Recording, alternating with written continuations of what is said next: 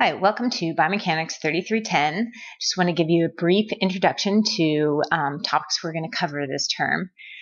So when we talk about biomechanics, we're mainly talking about forces, or what they call kinetics, and the motion that results from those forces, or kinematics. And so it's good to remember all motion is the result of the application of forces. So if we want somebody to move faster, we're trying to figure out how we can increase the forces or direct them in the proper sequencing, manner, etc., to increase the force to thus increase the motion. Okay, so biomechanics is typically always separated into kinetics and kinematics. We also look at I describe it in three general areas for the course. One is the description of motion. So at first we don't care about the forces. We're just looking at somebody moving in space and figuring out if their technique is good, bad, would cause injury, can be improved, etc. And then we move on to the kinetics, or the cause of motion. So we're looking at forces, external forces, internal forces, which then gets us into muscles, which are basically our little motors, or big motors in some cases, that kind of propel the body forward. And then we get into the effect of this motion and these forces on the musculoskeletal tissues. And that gets more into injury of specific tissues, ligaments, tendons, bone, muscles, etc. A big part of the course is obviously the Dynamic Biomechanics e-text and using Dartfish. And Dartfish is a tool, and there are many tools out there, but this is the tool that East Bay has put money into, and so that's the tool that you're going to use during the class.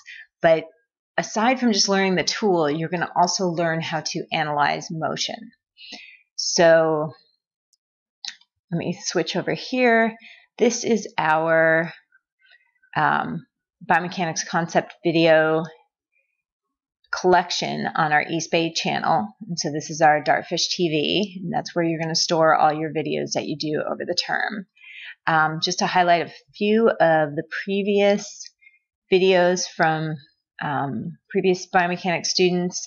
You can do all kinds of things with this video analysis, and this is one comparing close grip pull-up to wide grip pull-up and looking at work, which is force times distance. And we see that we use distance tools, measurement markers, equations to kind of illustrate that the difference between the work being done with a wide grip versus close grip. Another student looked at this hamstring exercise.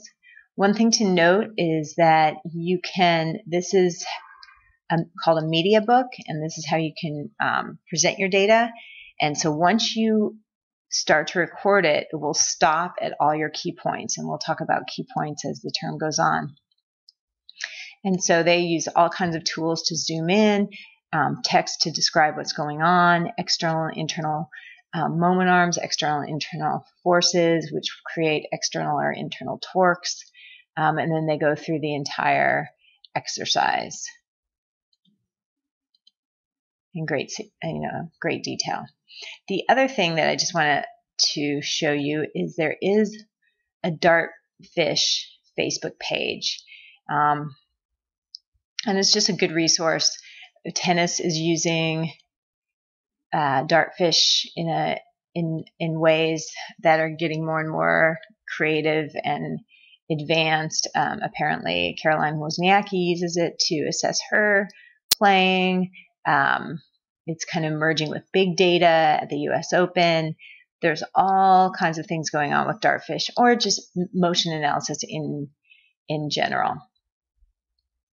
Okay, so let's go back to our presentation.